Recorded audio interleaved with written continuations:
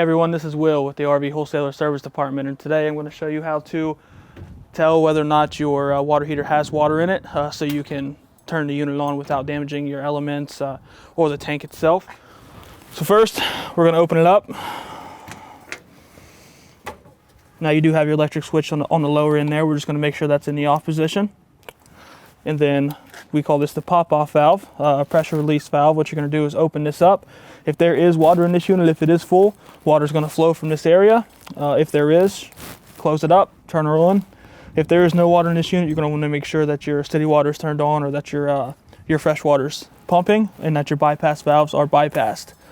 Another way to do this would be to go inside and just open up your hot water side of your sink. Once you start getting some water, you're good to go. You can go ahead and turn everything on. You won't have to worry about any issues. If you have any questions, you could visit our website at rvwholesalers.com.